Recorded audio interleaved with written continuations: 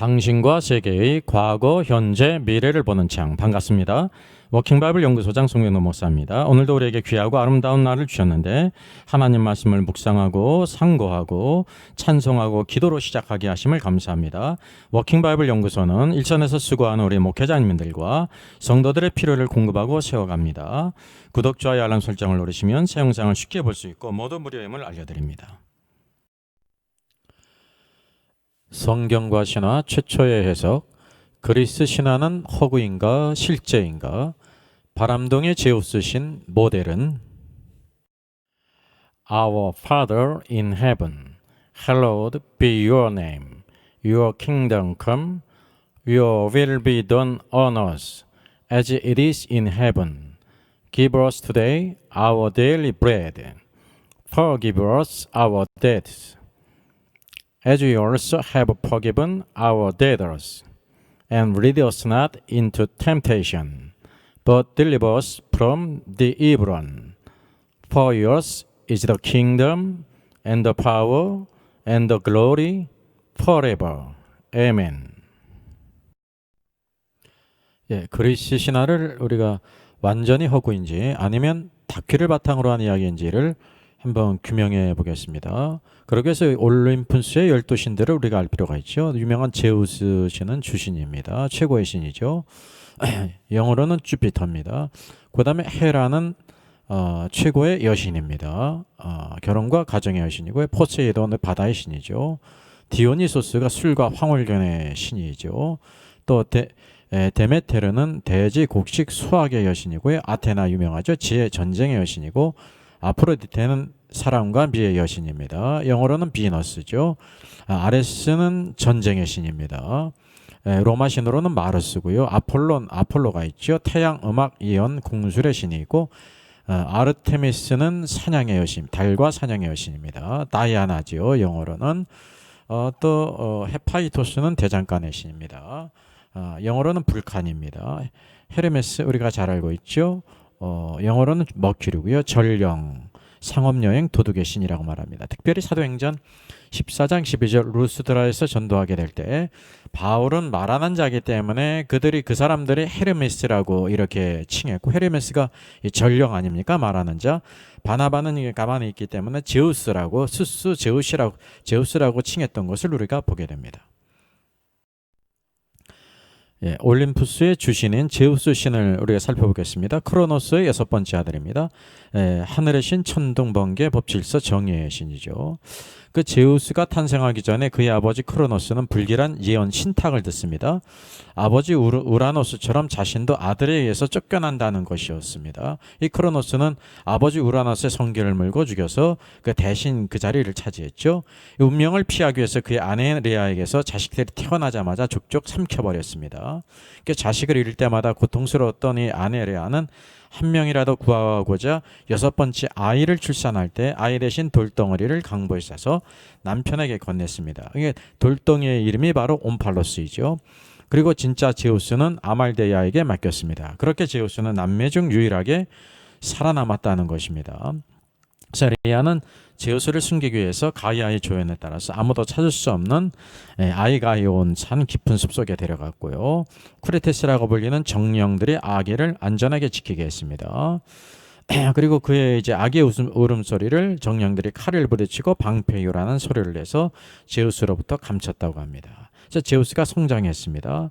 그래서 제우스는 아말테이아라는 암연소의 젖을 먹고 자랐고, 나중에 제우스가 그가 죽자 고마움을 피하기 위해서 그를 하늘에 보내서 염소 자리로 만들어줬다는 또 이런 신화가 있는 것입니다. 그래서 이 제우스가 어른이 된 다음에 신탁의 예언대로 아버지 크로노스를 폐위하고 신들의 왕이 되기로 결심했습니다. 동료를 모으기 위해서 아버지가 삼킨 형제와 누이들을 되찾고자 했습니다. 그래서 이제 오케아노의 딸 메르스로부터 구토제를 구해서 어머니 레아에게 은밀하게 건네주었습니다. 이 레아는 제우스로부터 구토제를 받고 남편인 크로노스에게 자신이 직접 담근 술이라고 속이면서 이제 구토제를 마시게 했고요. 크로노스는 이전에 삼킨 모든 자식과 돌을 토해냈습니다. 옴팔로스죠. 그래서 헤스티아, 데메테르, 헤라, 하데스, 포세돈이 이렇게 이제 그 뱃속에서 나오게 됐다는 거예요. 구출된 그들은 제우스와 힘을 합쳐서 크로노스를 포함한 티탄 신들과 전쟁을 벌인 그 유명한 티탄 신들과의 전쟁이죠. 그래서 가이아와 우라노스의 자식들인 퀴콜로페우스 형제와 카이통케르 형제의 도움을 받아서 막판에 자신의 아들인 헤파이토스가 자신의 삼촌들인 퀴콜로페스들과 같이 벼락을 발명해서 이 벼락이라는 무기까지 얻게 된 올림푸스 신들은 마침내 승리를 거머쥐게 되고요. 티탄 신들을 대지의 가장 깊은 곳인 타르타로스에 가두게 됩니다. 그래서 제우스가 이제 올림푸스의 주신이 되게 되는 거죠. 그래서 올림푸스의 최고의 신 주신인 제우스 신, 그는 이제 어떤 신입니까? 우리가 잘 알고 있습니다. 한번 정리해 보겠습니다. 천하에 없는 바람둥이입니다. 아름다운 여자를 보게 되면 집착하고요. 결국은 그 여자를 차지합니다. 그래서 그는 판으로 변신하든지 또 백조로 변신하든지 황금비로 변신하든지 황소로 변신하든지 막 그래가지고 결국은 가까이 접근하고 기만하고 납치를 해서라도 아름다운 여자를 자기 여자로 만듭니다. 충격적이죠. 이게 비윤리적인 행위도 서슴지 않습니다. 누구라고 하면서 최고의 신이라고 하면서 또 이제 여신들도 자기의 아내로 삼고요. 인간의 왕녀도 이제 자신의 아내로 민간인도 삼고 아름다운 자는 다 삼아요. 특별히 뭐냐면 심지어 결혼한 유부녀까지라도 가리지 않고 다 자신의 아내로 취했다고 하는 사실입니다. 우리가 이것을 중요한 관점으로 봐야 될 필요가 있습니다. 바로 그리스 신화 가운데 이런 신들의 행태 과연 어디로부터 말미암았는 것이냐죠. 그래서 이 제우스 신, 그리스 신화에 나오는 이런 신들은 위험 있고 존경스러운 신이라기보다는 바람둥이 신의 이미지가 아주 강합니다. 이 팩트예요. 예쁘고 아름다운 여자라면 어떤 종족이든지 인간이든지 여신이든지 심지어 집착을 보이고 상대가 마음을 주지 않으면 강간도 서슴지 않습니다. 더군다나 올림포스 12신 중 과반수가 제우스의 내연녀 데메테르이거나 제우스가 바람을 피워서 낳은 자녀들로 구성되어 있다는 것입니다. 그러면 이제 제우스의 그 정실 부인이 최고의 여신이 헤라입니다. 근데 그는 7번째 부인입니다. 제우스는 올림포스 신들의 제왕이자 최고의 바람둥이였는데요. 신과 요정, 인간 상관없이 사랑에 빠졌고 물불가르지 않고 상대들에게 덤벼들어서 자신의 소유로 만들었습니다. 그래서 이 헤라를 유혹할 때도 묘책을 썼습니다. 헤라가 고백을 받아주지 않게 되자 폭풍우를 불러온 후에 비에 흠뻑 젖은 작은 뻐꾸기로 변신해서 그녀의 품에 날아들었어요. 헤라가 작고 연약한 새를 가엾이 여겨 꼭 안아주었을 때 제우스는 본 모습을 보이며 헤라를 범하려고 했습니다. 제우스의 평소 행동을 잘 알던 헤라는 정식으로 결혼을 해야 한다며 완강하게 버텼고요. 마침내 결혼을 허락했다는 것입니다. 그래서 최고의 여신은 제우스의 누이이며 아내가 됩니다. 결혼과 가정의 여신으로 숭배를 받죠. 흔히 질투의 신이라고 불립니다. 이거 오해입니다. 사실은 제우스의 바람둥이 성향 때문에 일어난 일이었습니다. 헤라는 남편 제우스와의 사이에서 전쟁의 신 아레스, 청춘의 여신 헤베, 출산의 여신 에일레이튀아야를 낳게 됩니다. 그러면 제우스의 첫 번째 부인 누구입니까? 티탄 신족의 메티스입니다. 오케아노스와 티티스 사이에 태어난 티탄 신족입니다. 여신으로서 제우스의 첫 번째 아내가 되죠. 지혜의 여신 아테나의 어머니가 됩니다. 메티스는 줄기차게 구해야 하는 제우스를 피해 결국 그의 첫 번째 아내가 되고 말았습니다. 결국 이기지를 못했어요. 극복하지 못했어요. 그래서 제우스의 형제들을 구하는데 1등 공신이 됐고요. 나중에 따라서 올림포스의 주인이 되기 위한 1등 공신인데요. 제우스 사이에 아테나를 임신했는데 또 이제 자신처럼 자기가 그 아버지를 또 죽였잖아요. 그런 것처럼 신탁에 의해서 자기도 자식이 있으면 또 그의 자식이 자신을 죽인다는 신탁으로 인해서 그의 자식들에게 죽일 것을 염려해서 결국 임신한 메티스를 삼켜버리게 됩니다. 그러다가 이제 우여곡절 속에 아테나를 낳게 된다는 것입니다. 제우스의 두 번째 부인이 율법의 여신 테미스입니다. 흔히 디케라고 불리죠. 그래서 여기에 칼과 이렇게 저울을 들고 있습니다. 제우스는 테미스와의 결합으로 강력한 힘과 정의를 갖게 됩니다. 큰 힘을 갖게 돼요. 그래서 저울과 칼을 든 여인이 결국에는 정의의 실체가 되지 않습니까? 그래서 그리스 신화에서 신탁, 제율법 등을 발명했기 때문에 그렇습니다. 훗날 이 테미스는 아킬레우스라는 아들을 낳게 됩니다. 이때까지는 그런 대로 봐줄만 했습니다. 이제 그의 여성 편력, 바람둥이 성향이 나옵니다. 이제 인간인 테바의 공주 에우페로를 납치하게 됩니다. 그는 이제 그를 범하기 위해서 아름다운 황소의 모습으로 변해서요. 그래서 접근을 했습니다. 그래서 제우스의 등에 실려 크레타 섬으로 끌려가는 에우로파의 모습이 그려졌지 않습니까? 그래서 그림 이제 에우로파의 강탈이었습니다. 결국 그래서 그가 크레타의 왕 미노스를 낳게 됩니다.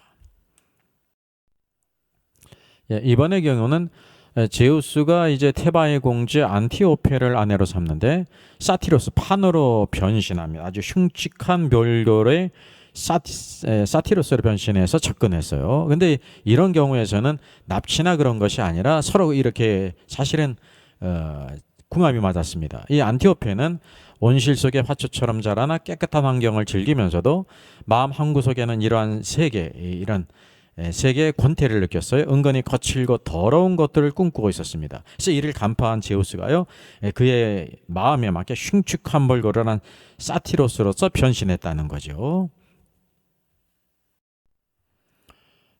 제우스는 또 인간 아르고의 공주 다나에를 이제 사랑함으로 말미암아 빠져가지고 황금비로 변신해서 이제 아내로 삼습니다. 아크리오스가 펠레폰네스 반도의 아르고스를 통치하던 시대에 그러니까 자신의 아들을 가질 수 없을 뿐만 아니라 손자에게 살해를 당할 것이라는 신탁을 듣게 돼요. 이렇게 두려운 나머지 그는 사랑하는 딸 다이애나를 사나운 개들이 지키는 탑에 가둡니다. 왜냐하면 딸이 결혼하면 손주를 낳지 않습니까? 이게 손주가 자기를 죽인다는 겁니다.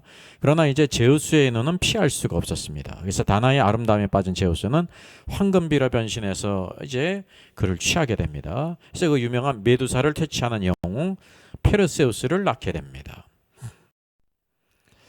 이번의 경우는 유부녀인 왕비를 속여서 기만함으로 말미암아 자신의 여자를 만들어요. 그래서 암피트리온의 왕비입니다. 결혼했죠.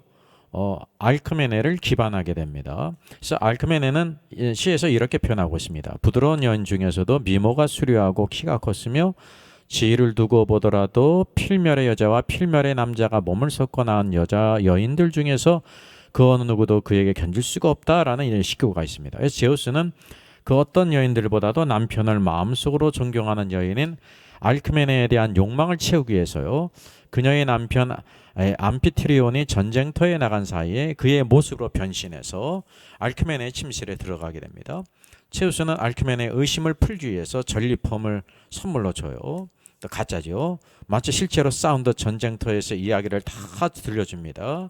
그래서 훌륭한 영웅을 잉태시키기 위해서 하룻밤을 3배로 늘리면서 시간을 늘려서 기나긴 밤을 보냈습니다. 그래서 페르페스의 자손으로 유분이었던 정수가 알크메네는 쏘가서 남편으로 변신한 제우스와 사랑을 나누고 그리고 우리에게 유명한 그 신화 속의 영웅 헤라클레스를 낳게 됩니다. 이것을 낳은 헤라가 이제 질투에 멀어가지고 이제 이 헤라클레스를 낳을 때 큰 고통을 당했다는 것을 우리가 또 알게 됩니다. 이번의 경우도 유부녀 왕비인 스파르트 왕의 아내 레다를 이제 자기 여자로 삼는 기록입니다. 이번에는 제우스가 백조로 변신했습니다. 레다는 스파르타 왕 틴타레오스의 아내였습니다. 제우스가 눈독을 들였습니다. 그는 언제든지 아름다운 여자를 보면은 집착하게 되고 결국 자기의 것으로 만듭니다. 그래서 제우스는 백조의 모습으로 변신해서 이제 접근을 했습니다.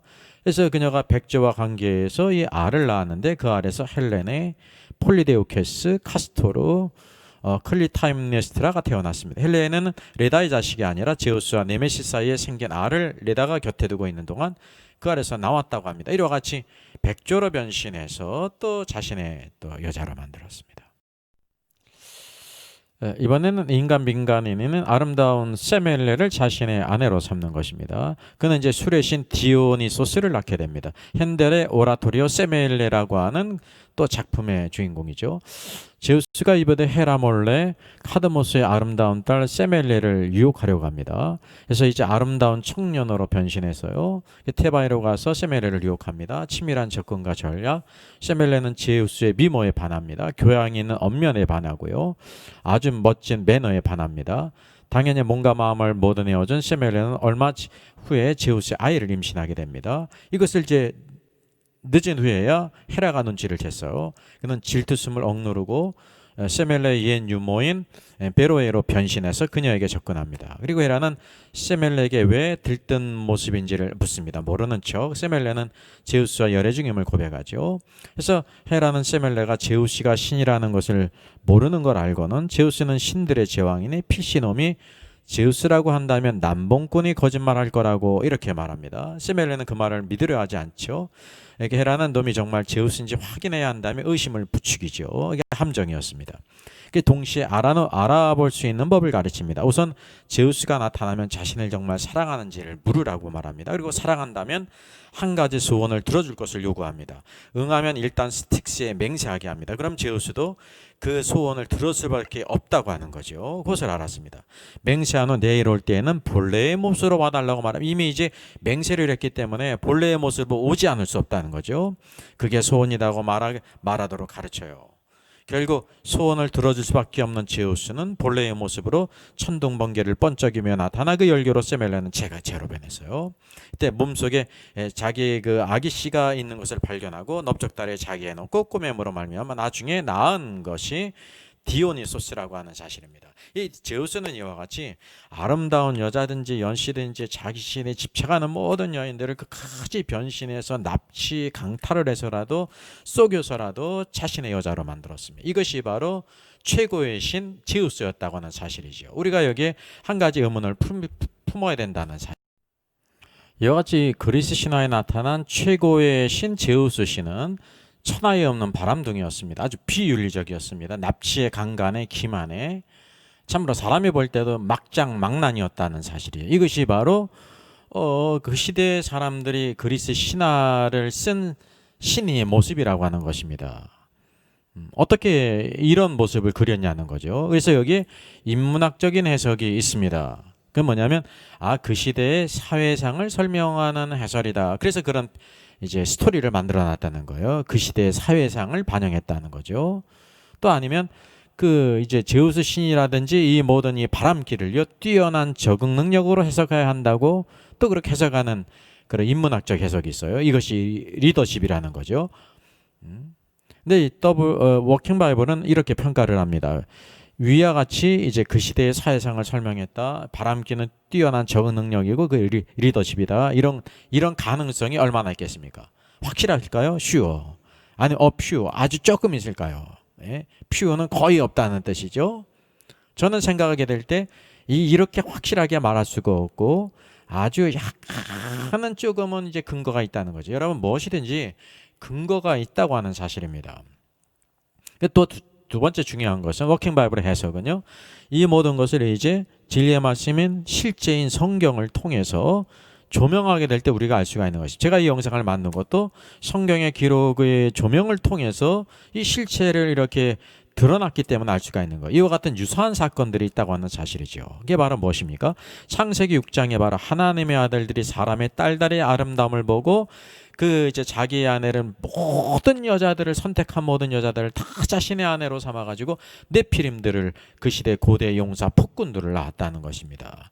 바로 이것이 이 유사성이 바로 성경에 나타난 실제가 그런 이야기들을 이제 재료가 됐다는 것을 우리가 알게 되는 것입니다. 그래서 역사로 본 성경의 중요한 사건과 헬레즘의 여러 가지 문화 관계를 한번 살펴보겠습니다.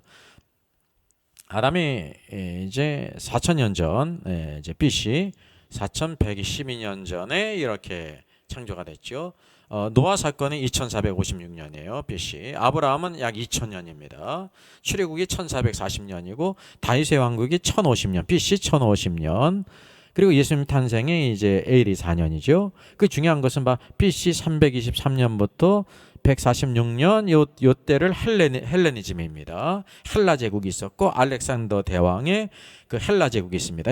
헬레니즘을 기본으로 한 것이 바로 그리스 신화가 요때 탄생했다는 사실이죠. 그래서 이 모든 모판이 된 것이 바로 무엇이냐면 BC 2450년 노아의 때 노아의 홍수가 있지 않습니까? 여기 그래서 여기 표를 이렇게 참조를 했는데 이때 바로 하나님의 아들들 타락한 천사들이 사람의 딸들을 아름다운 자를 모두 선택한 모든 여자들을 다 자신의 아내로 삼아서 네피림을 낳았습니다. 그 시대에.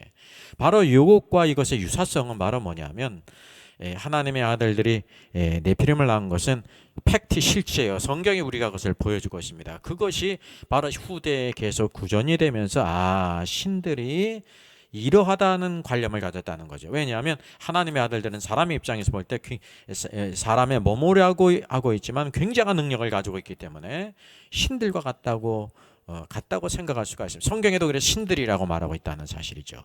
이와 같은 중요한 것들을 성경에서 우리가 추출해낼 수 있다고 하는 사실입니다. 그래서 창세기 6장을 간단 언급하지 않을 수 없습니다. 창세기 6장 하나님의 아들들, 사람의 딸들을 취했죠. 이 타락한 천사예요. 사람의 딸, 가인의 딸이든지 셋의 딸은 사람의 딸입니다. 그래서 여기에 네피림을 낳아 거인 족속입니다. 용사, 폭군을 낳았어요. 확실한 거죠. 이게 창세기 6장의 기록이라는 것입니다. 우리가 아담 계보 이후에 중요한 사건들을 한번 살펴볼 필요가 있습니다. 여기 아담의 10대는 노아의 때 홍수 심판이 있었죠. 그때 홍수 심판의 제일 중요한 원인이 바로 뭐냐? 하나님의 아들들이 사람의 딸들을 취해 네피림을 낳아서 사람들 간의 부패가 일어났고 동물 간의 부패, 유전자의 변이가 일어났다는. 그때 심판을 했는데 여기 야렛 때, 제 6대 야렛 때는 야렛이라는 이름은 어떤 뜻이냐? came down에 내려왔다 그런 뜻입니다. 그런 이름을 지은 이유가 바로 무엇이냐면요. 야렛을 낳기 전에 바로 이 하늘에서 어떤 자들이 내려왔어요. 이렇게 사람의 모습을 하고 있었는데 근데 굉장한 능력을 가지고 있어요. 이때 하나님의 아들들이 이때 내려왔다는 것을 성경이 우리에게 보여주고 있는 것입니다. 그리고 계속 7대, 8대, 10대 넘어가면서 사람의 딸들이 막 번성하게 될 때 그 사람의 딸들의 아름다움을 보고 하나님의 아들들이 이제 네피림을 낳은 것이라는 사실입니다. 여기 또 특별히 우리가 보게 되면 에녹은 죽음을 보지 않고 하나님께서 데려간 사람 아닙니까? 그러니까 앞으로 있을 심판을 그는 이제 말씀을 받았어요. 그래서 하나님과 300년 동안 동행했고요. 무드셀라는 최장수 인물이죠. 그가 죽을 때 바로 노아 600세인데 홍수가 있었어요. 그래서 에녹이 무드셀을 낳은 후부터 65세부터 하나님과 동행했다는 것입니다. 특별히 이 라멕 시대를 보게 되면 라멕이라는 이름의 뜻은요, 디스페어링에 절망하다. 그리고 이 뜻은 또 뭐가 있냐면 어프레서예요. 압제자. 왜 이 무드셀라가 아들 이름 라멕이라고 졌냐 말이죠. 절망하다. 아들 이름은 절망하다. 아주 절망스러운 사건을 목도했습니다. 그러니까 이 하나님의 아들들이 이때에 내려오게 될 때 오늘도 하나님께서 심판하심으로 말미암아 그들의 모든 것들 가운데 서로 사륙전이 일어나게 돼서 하나님의 아들들이 자신의 자손들이 죽어가는 것을 보게 됐다는 것입니다. 이 영상을 자세한 영상은 따로 있으니까 찾아서 그것을 보시면 되겠습니다. 그리고 노아 때 이렇게 번성하게 될 때 하나님께서 홍수로 심판하셨다는 사실, 이것이 바로 시대적인 배경이라는 것입니다. 우리가 창세기 6장의 흐름과 상황을 잘 분별해야 의미를 알 수가 있는데요. 하나님의 아들들이 사람의 딸들 죄의 아내를 삼았죠. 그래서 여호와께서 그들이 육신이 되었기 때문에 이 육신이 되면 안 되고 사람의 딸들을 취하면 안 돼. 그래서 나의 영이 영원히 사람과 함께 하는 것을 말씀했어요. 하나님의 아들들이 사람의 딸들 네피림 용사 고대 유명한 자들을 낳았죠. 그래서 사람의 죄악이 세상에 심판할 것을 계획하셨죠. 또 노아에게 방주를 예비케 했습니다. 그리고 그 이후에 홍수 심판이 있었다는 것입니다. 단순히 신자가 불신자와 결혼했다고 하면 부패와 포악이 가득했기에 홍수 심판을 했다고 하면 오늘날도 불신자 결혼이 있는데 역사상 부패와 포악이 가득한데 그러면 이제 홍수 심판과 같은 아주 그 심각한 심판, 홍수는 아니지만 그런 심판이 있어야 되지 않습니까? 그런 심판이 없다는 것은 이것이 특별하다는 의미라는 것입니다. 그래서 오늘날 동일한 원칙에서 심판하셔야 되는 그런 일이 없다는 것은 창세기 6장의 상황이 아주 독특한 상황이라는 것을 우리에게 보여주고 있습니다. 자, 성경에서 우리 하나님의 아들들에 대한 성경의 세례가 총 5번 나옵니다. 이 부분을 보게 되면 이 5번 모두가 무엇을 말씀하는지 알 수가 있죠. 첫 번째 창세기 6장 2절 하나님의 아들들이 사람의 딸들 아름다움 보고 아내로 삼았다. 또 6장 4절 당시 땅에도 네피림이 있었고 그 후에도 하나님의 아들들이 사람의 딸들에게 들어와 자식을 낳았는데 용사라 그랬습니다. 이게 창세기 6장뿐만 아니라 그 이후에도 또 하나님의 아들들이 홍수 심판 이후에도 사람의 딸들에게 들어와 자식을 낳았다는 것입니다. 이거를 우리가 이제 퀘천막 하자는 거. 하나님의 아들들이 누군가. 나머지 3번이 있잖아요.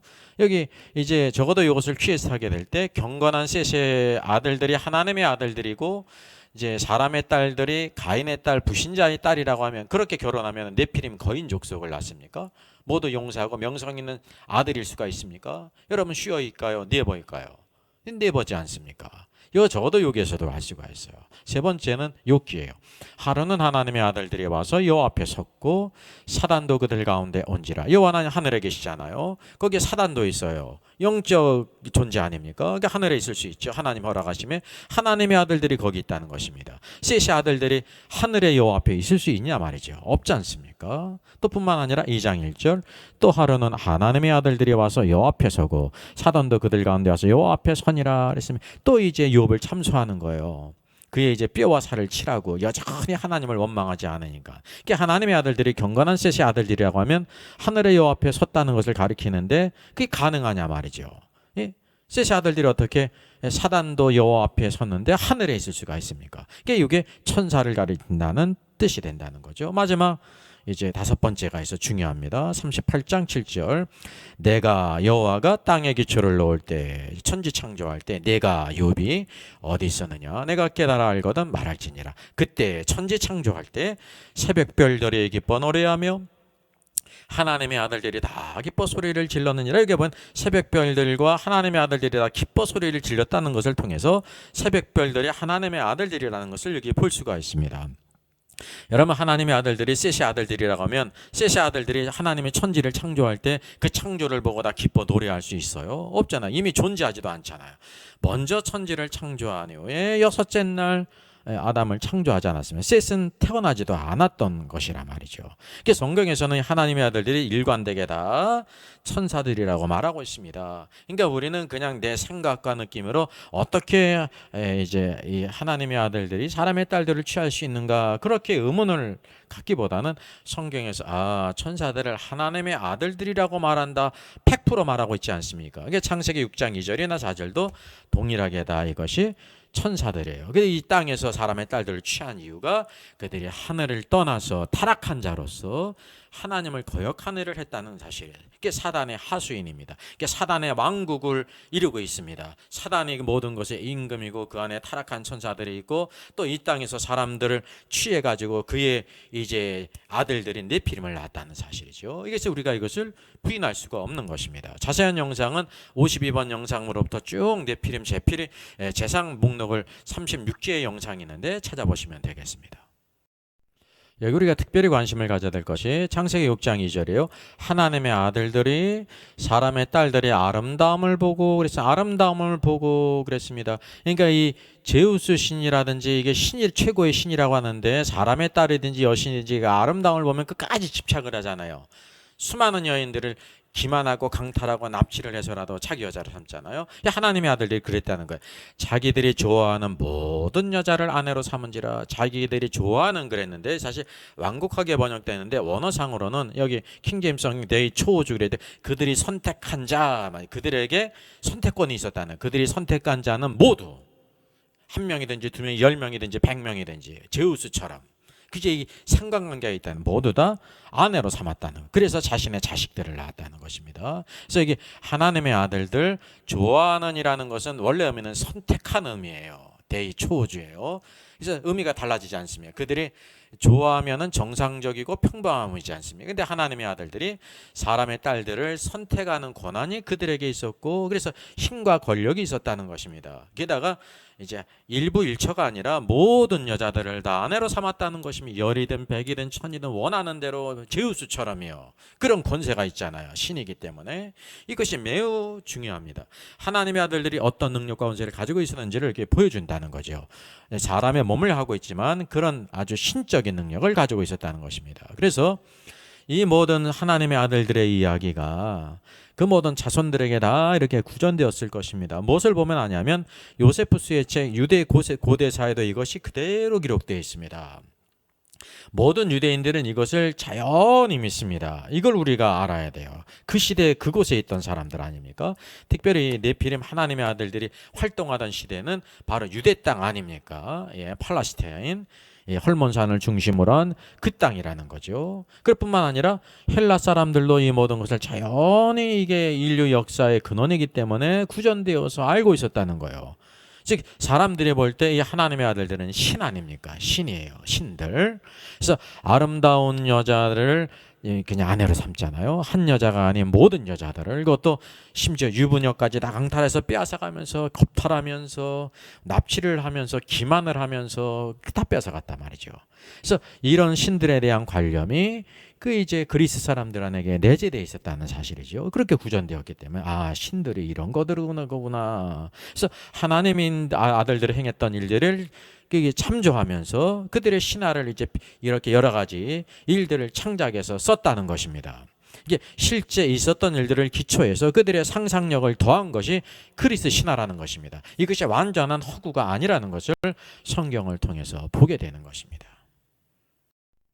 우리가 성경뿐만 아니라 이 야살의 책이 있습니다. 이 책을 우리가 참조할 필요가 있습니다. 그러니까 어떤 사람은 야살의 책은 외경인데 이런 것을 참조하다니 이런 생각을 가질 수 있죠. 이게 하나는 알고 둘은 몰라요. 이것을 이제 참조하는 이유가 바로 뭐냐면 여호수아서 10장 13절에 여기 야살의 책을 이렇게 언급했어요. 태양이 머물고 땅이 멈추기를, 달이 멈추기를, 백성이 그 대적에게 원수를 갖게 하였느니라. 야살의 책에 태양의 중천에 머물러서 거의 종일토록 속히 내려가지 아니하였다고 기록되지 아니하였느냐. 성경이 언급했어요. 그래서 다른 의견과는 이렇게 구별되는 부분이 있다는 것입니다. 그러니까 한 번이 아니라 또 사무엘하 1장 18절에요. 명령하여 그것을 유다 족속에게 가르치라 하였으니 곧 활의 노래라. 야살의 책에 기록되었니라. 성경에 기록된 야살의 책에 기록됐음을 성령께서 이렇게 보여주셨다는 사실입니다. 그래서 이거를 성경의 권위 아래서 잘 우리가 분별하게 될 때 이렇게 일치하는 것들은 우리가 취할 수 있다는 걸 알게 되죠. 이 4장의 18절을 한번 보겠어요. 그들의 재판관들과 통치자들이 사람의 딸들에게로 나아가 그들의 원하는 대로 그들의 남편으로부터 폭력으로 그들의 아내를 빼앗았다. 아름다운 여자들은 남편이 있거든요. 폭력으로 그들의 아내를 빼앗았다는 거예요. 누구처럼? 제우스처럼. 제우스가 그랬잖아요. 겁탈하고 강탈하고 기만해서. 그래서 사람의 아들들이 그 시대에 그 땅의 가축과 들의 짐승들과 공중의 날짐승들을 취하여 서로 다른 종류의 동물들 간의 교배를 시행하고 그것으로 인해서 여호와를 경노케 했다. 하나님 보시기에 온 땅이 타락했다. 모든 육체, 모든 사람과 모든 동물들이 이 땅 위에 타락했다. 이 타락이라는 말은 그래서 그 DNA가 변형됐다는 거예요. 이종교배가 있었다는 사실. 우리가 특별히 관심을 갖는 것은 건 무엇이냐면 사람의 딸들을 원하는 대로 다 자신의 아내로 삼을 뿐만 아니라 남편이 있는 유부녀 아내까지도 폭력으로 뺏었다는 거죠. 이것이 바로 노아의 때도 그랬고 어느 때도 그랬고 제우스 때도 그랬다는. 그래서 그리스 사람들이 신들을 그렇게 묘사했다는. 신들은 이렇게 한다고 들었어. 신들은 지 맘대로 하는 것들이야. 이렇게 생각을 가졌다는 거죠. 그래서 심지어 가축, 짐승, 날짐승도 이종교배를 시켰다는 것입니다. 그래서 우리가 이렇게 반인 반수가 나오잖아요. 그리스 신화에도. 얼굴은 머리는 사람이고 몸은 마른 게 나오잖아요. 이게 반인 반수가 다 어디에 기원하고 있냐면 노아의 때 하나님의 아들들이 수많은 이런 이종교배를 시켰다는 사실입니다. 그래서 온 땅이 타락했다는 것은 모든 육체 플래시가 타락했다는 것인데 이 육체는 누가 있으면 사람이 있을 뿐만 아니라 우리는 사람만 생각하잖아요. 맞아요. 근데 누구도 육체가 있냐면 동물들도 있다는 거예요. 그래서 여기 모든 동물들 간에 이종교배를 행했다. 그래서 제 영상 네피림 영상을 보니 이종교배에 대한 여러 가지 많은 영상들을 성경에 있는 것을 그대로 이렇게 보여주고 있습니다. 그것을 참조하면 되겠습니다. 이와 같이 그리스 신화와 네피림과 하나님의 아들들이 사람의 딸들을 취한 창세기 6장의 기록이 일치하고 있다는 사실입니다. 여기 리코토르에서 바라본 올림포스 산입니다. 그리스 신화의 중심이 올림포스 산이잖아요. 그래서 올림포스의 주신 12신을 언급하지 않습니까? 그리스의 가장 높은 신이에요. 여기 2919m입니다. 그리스 높은 산이고. 그래서 여기 올림포스산 기슭에 위치한 리토코르는 신들의 도시란 뜻이에요. 거기에서 등산로가 시작되어지죠. 그리스 신화의 무대입니다. 그뿐만이 아니라 이게 어느 산입니까? 헐몬산입니다. 성경에 헐몬산이 나오죠. 헬몬산 높이가 2810m예요. 백두산보다 더 높죠. 레바논과 시리아 국경 지역에 있는데 바로 이것이 하나님의 아들들이 내려온 것임을 이제 우리가 알 수가 있다는 것이 서로 연관관계가 이렇게 있다는 것이에요. 여기 헐몬산이 있습니다. 여기 우리가 에녹서를 참조를 하는데 에녹서는 외경이에요. 정경과 같은 권위를 갖고 있잖아요. 그러나 성경에 우리가 기초를 해가지고 이것을 잘 분별하면은 어떤 상황인지를 우리가 취할 수 있다는 거죠. 참고 자료로. 그래서 에녹서 제6장 천사들의 탐욕에 이렇게 말하고 있습니다. 우리가 알다시피 에녹은 그 시대의 선지자였습니다. 아주 중요한 선지자였죠. 거기 들어가기를 그무려 사람의 자손에게서 번성하여 아주 아름다운 민의 딸들이 태어났다. 그래서 사람의 딸들이 태어났잖아요. 이것을 본 천사들, 하늘의 아들들은 그 여자들에게 미혹되어 자, 저 사람의 딸들 중에서 각자 아내를 택하여 아들을 낳기로 하자. 창세기 6장 기록과 같잖아요. 서로 그러니까 모순되지가 않아요. 말했다. 그들 가운데 우두머리인 세미하사가 말했다. 사실 너희들은 어쩌면 이런 일이 실행되기를 원하지도 않는데 나 혼자만이 용서받지 못할 악한 일이 꼬리를 잡고 미궁에 빠지는 것이 걱정이 된다. 그가 앞장섰는데 다른 천사들이 빠질까 말이죠. 그래서 우두머리 가운데 세미하사가 이렇게 말했다는 거예요. 사실 너희들은 어쩌면 이런 일이 실행되기를 원하지도 않는데 나 혼자만이 용서받지 못할 악한 일이 꼬리를 잡고 미궁에 빠지는 것이 아닌가 걱정된다. 그들은 모두 이구동성으로 대답했다. 이 계획을 불시하지 말고 다 함께 실행할 것을 분명히 맹세하고 맹세를 파기하는 자는 우리에게서 죄하기로 하자. 그래서 모두 서약을 하고 이탈하는 자는 벌하기로 그들 스스로 맹세를 했다는 거예요. 거기서 합세한 모든 이 천사들은 200명이었다는 것입니다. 그들은 아레데 시대의 헐몬산의 꼭대기에 내려섰다는 것입니다. 그리고 이 산을 헐몬이라고 이름 지은 것은 거기서 배반한 자를 벌한다는 맹세를 했기 때문이라는 것입니다. 그러니까 이 사실은 구체적인 것은 성경에 나오지 않지만 전체적인 모든 맥락이 창세기 6장의 기록과 거스리지를 않아요. 그래서 우리가 이 모든 것이 헐몬산으로부터 내려왔는데 그리스 신화는 이제 여기 산에서 이루어졌기 때문에 그들의 그리스에서 제일 높은 산은 올림포스 산이잖아요. 그래서 그 산에 신들이 내려왔다는 것을 가정하면서 이 하나님의 아들들이 했던 그런 일들을 이제 기초를 해가지고 창작을 해서 수많은 신들을 이렇게 창작했다는 것을 우리가 추측할 수 있다는 것이죠. 제가 한번 정리를 하겠습니다. 그리스 신화는 완전히 허구인가? 우리가 되게 그냥 완전히 허구다, 픽션이다 그렇게 알고 있잖아요. 예, 그런 부분이 있습니다. 근데 성경을 조명을 통해서 우리가 발견하지 못한 것을 보게 된다는 거죠. 이게 완전한 픽션 허구가 아니라는 거예요. 실제에 있었던 일, 창세기 6장의 하나님의 아들들이 사람의 딸들을 취해 낳은 그것을 구전을 기초로 했다는 거죠. 창세기 6장 하나님의 아들들, 타락한 천사들이 이 땅에 내려와서 사람의 몸으로 내려와서 있었던 실제 사건입니다. 사람의 몸으로 내려왔죠. 그런데 초월적인 능력을 소유했어요. 사람이 볼 때 그들은 신들이었다니까요. 그래서 원하는 모든 선택한 모든 여자들을 다 아내로 삼을 수가 있었죠.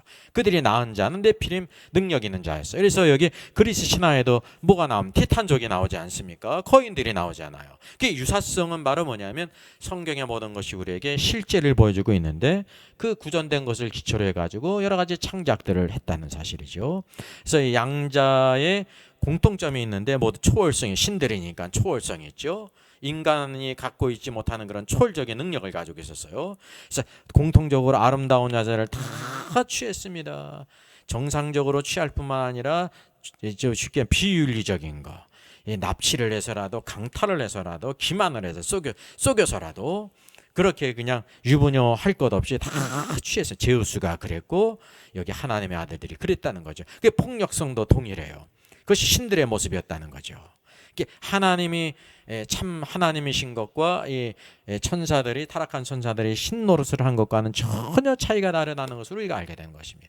이것이 바로 영적인 실제 성경을 통해서 이 땅에서 일어난 신화의 온전한 모습을 보여주고 있다는 것을 우리가 보게 됩니다. 288장 예수를 나의 구주 삼고 부르겠습니다. 크로스비 여사의 작사네요. 예수를 나의 구주 삼고 성령과 피로써 거듭나니 이 세상에서 내 영혼이 하늘의 영광 누리도다. 이것이 나의 찬송이요 이것이 나의 찬송일세.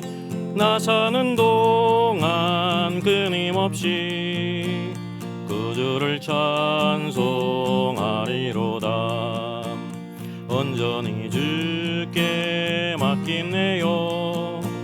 사랑의 음성을 듣는 중에 천사 자들 왕래하는 것과 하늘의 영광 누리로다. 이것이 나의 간증이요 이것이 나의 찬송일세. 나 사는 동안 끊임없이 그 주를 찬송하리로다. 주 안에 기쁨 누림으로 마음의 풍랑이 잔잔하니 세상과 나는 간 곳 없고 부족한 주만 보이도다. 이것이 나의 간증이요 이것이 나의 찬송일세. 나 사는 동안 끊임없이 그 주를 찬송하리로다.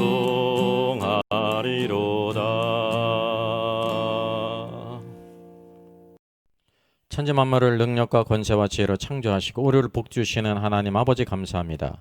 오늘도 우리 하나님 말씀을 통해서 이 땅에 있었던 그리스 로마 신화 완전히 픽션이며 신들이 비윤리적이고 타락했고 막장의 모습을 그려냈는데 그것이 완전한 허구가 아니라 실제로 있었던 일. 창세기 6장에 하나님의 아들들 타락한 선사들이 사람의 딸들의 아름다움을 보고 자기의 선택한 여자들 좋아하는 여자들을 수많은 여자들을 강탈을 해서라도 아내로 삼아 네피림을 낳았습니다. 오늘 하나님의 심판이 이런 부패로 인해서 오늘도 노아 때 홍수로 심판한 것을 보게 됩니다. 이 모든 것이 그의 자손들에게 구전되었고 그리스 신화의 모태가 되었는데 오늘도 이 땅에 있는 모든 문화를 바라보면서 하나님의 말씀을 통해서 잘 분별하게 하시고 그 뒤에 있는 영적인 악한 자들의 그 악한 역사를 보게 하여 주시고 또 이 땅의 모든 부패들 그 모습들을 따라가는 이 시대의 악한 모습을 우리가 잘 깨달아서 오늘 경건한 자로 하나님을 경외하는 자로 의로운 자로 믿음의 사람으로 오늘 빛의 자녀로 살아 승리하는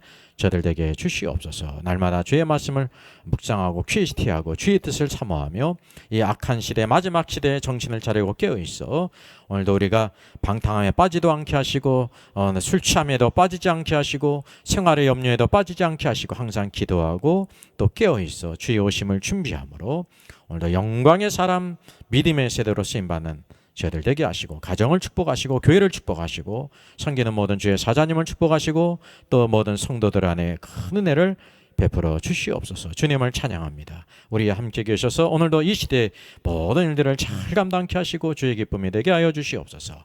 주 예수 그리스도의 이름으로 기도하옵나이다. 아멘. 저의 저서를 소개해드리겠습니다. 때를 알라 주님 오신다. 계시록과 다니엘서의 전반적인 조망이지만 매우 중요한 책입니다. 저 사람 천국 갈 수 있을까? 구원과 천국의 내용을 심도 있게 다루셔요. 이런 종류의 책이 없습니다. 셋째는 구원 탈락인가 거짓 신자인가 종교개혁 500주년을 기념하면서 칭의론 구원론 또 심판론 모든 중요한 주제를 다 망라한 책입니다. 이것을 읽는 사람들이 아마 큰 도움을 받을 것 같습니다.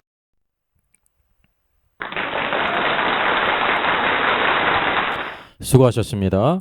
워킹바이블 연구소는 일선에서 수고하는 목회자님들과 성도들의 필요를 공급하고 세워갑니다.